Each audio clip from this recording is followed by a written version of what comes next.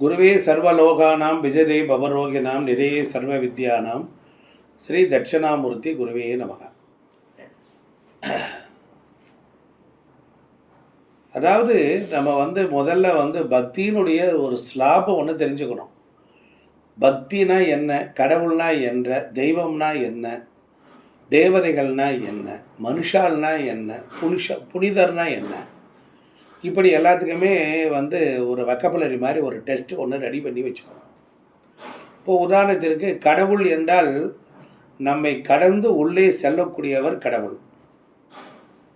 வெளியிலே பார்க்கக்கூடிய கோவில்கள், வெளியில் பார்க்கக்கூடிய கோபுர கலசங்கள், விமானங்கள், இவைகள் எல்லாம் என்ன சொல்ல வருகிறது?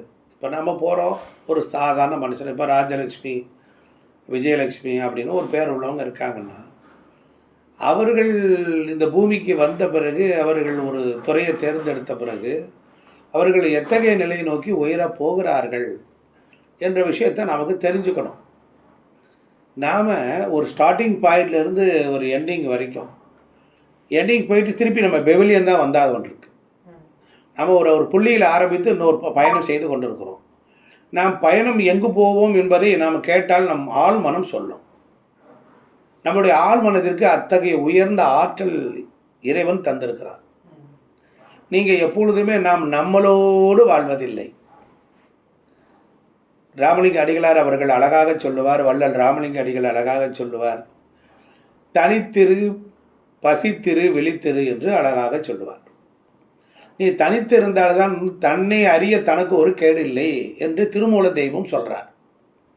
தன்னை அறிய வேண்டும். தன்னை முதலில் நம்மளை பார்க்கணும். நமக்குள்ளே நாம் இறங்கி நம்ம உடம்புக்குள்ளே என்னென்ன இருக்குன்னு தெரிஞ்சுக்கணும். வீடு, வெளியில் இருக்க வீடு, கதவை திறந்து உள்ளே வந்தால் ஒவ்வொரு அறைகளாக இருக்கிறது. அந்த அறைகளுக்குள்ளேயும் ஒவ்வொரு பயன்பாட்டுக்குரிய பொருள்களை எல்லாம் நம்ம வைத்திருப்போம், அதை போய் பயன்படுத்துவோம். அப்போ கழிவறை என்றால் ஒன்று கழிவுக்காக பயன்படுத்துவோம், படுக்கை அறையில் அதை உறக்கத்துக்காக பயன்படுத்துவோம், சமையல் அறை இருக்கிறது, சமைப்போம், உணவு உண்பதற்கு டைனிங் டேபிள் இருக்கும், அதில் உட்கார்ந்து பரிமாறி சாப்பிடுவோம். இப்படி பூஜை அறைன்னு ஒன்று இருக்கிறது. அதுபோல் நம் உடம்பிற்குள்ளரும் ஒரு பூஜை அறை இருக்கிறது. அது என்னைக்காவது நம்ம தெரிஞ்சிருக்கணுமா இல்லையா? அது நம்முடைய ஹிருதயத்தில் 4 வாழ்வுகள் இருக்கிறது. அந்த 4 வாழ்வுகளுக்கு இடையில் ஒரு வெற்றிட பகுதி இருக்கிறது. அதுதான் ஹார்ட்டு. அந்த ஹார்ட்டுக்குள்ளர 4 பில்லர்களுக்கு மத்தியில் உள்ள வெற்றிடம் தான் பூஜை அறை.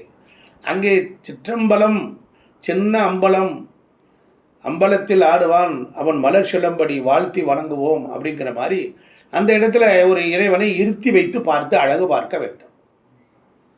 அப்போ இறைவனுக்குன்னு ஒரு கோயில் கட்டலாமா? கட்டலாம். தெரு நின்ற ஊர் அப்படிங்கிற ஊரில் ஒரு மகான் மனதுக்குள்ளரே ஒரு கோயில் கட்டினார்.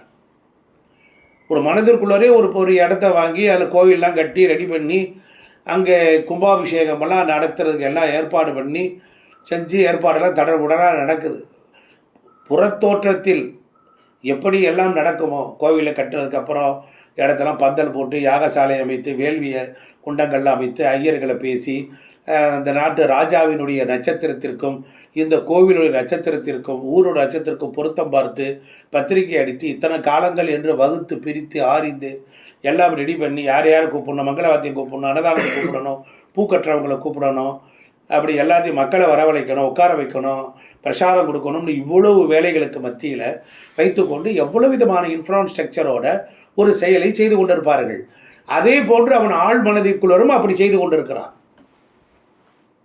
அங்கே கோவில் கட்டி கும்பாபிஷேகம் ஆக போகுது. ஒரு நாட்டு ராஜா ஒரு இதே போன்ற ஒரு கோயிலை கட்டி அவனும் கும்பாபிஷேகம் இதே போன்று ஃபார்மேட்டில் செய்கிறான்.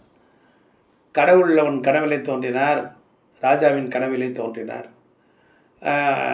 அவன் பேண்டவனே நமஸ்காரம் பண்ணான், உன் கோயில் கட்டிய கும்பாபிஷேகத்துக்கு நான் வர முடியாது.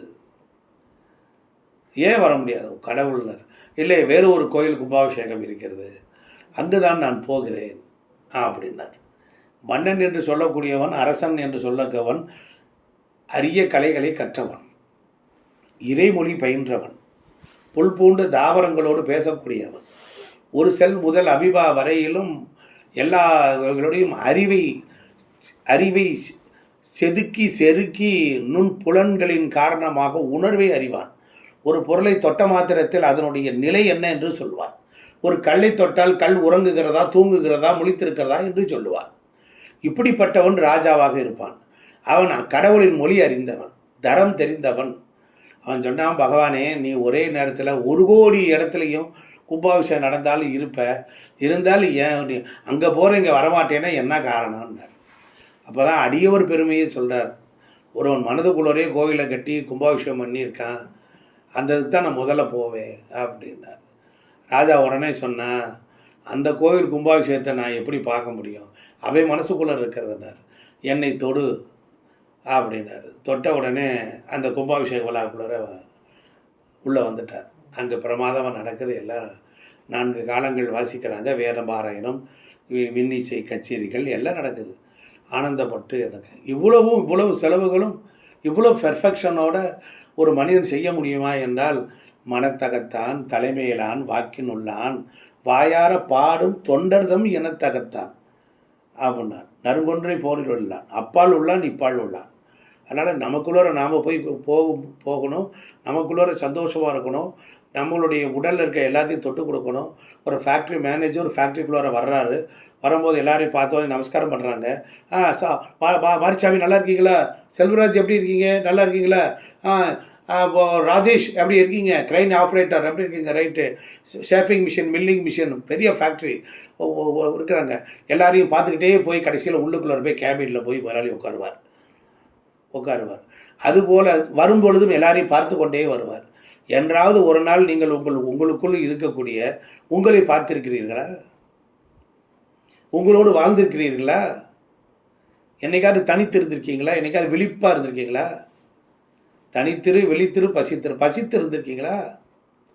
பசியாக இருக்கும் பொழுது நான் எப்படி இருக்கிறேன், நன்றாக உணவை எடுத்த பிறகு நான் எப்படி இருக்கிறேன், எறும்பை பார்த்த மாத்திரத்தில் உன்னுடைய மனமானது எத்தகைய நிலைக்கு போனது, ஒரு பட்டாம்பூச்சி வந்ததே அதை பார்த்த மாத்திரத்தில் நீ அந்த பட்டாம்பூச்சியினுடைய மகிழ்ச்சி என்ன, துக்கம் என்ன, துயரம் என்ன என்று அறிந்தாயா?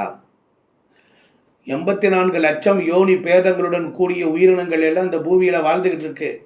இறைவன் இந்த உலகத்தை எத்தனை லட்சம் கிலோமீட்டர் வேகத்தில் எல்லாத்தையும் பர்ஃபெக்டாக படைச்சிட்டு ஆண்டு அனுபவிச்சுட்டு நம்மக்கிட்ட கொடுத்துட்டு போயிட்டார். அதனால தான் ஒரு ஆண்டவர்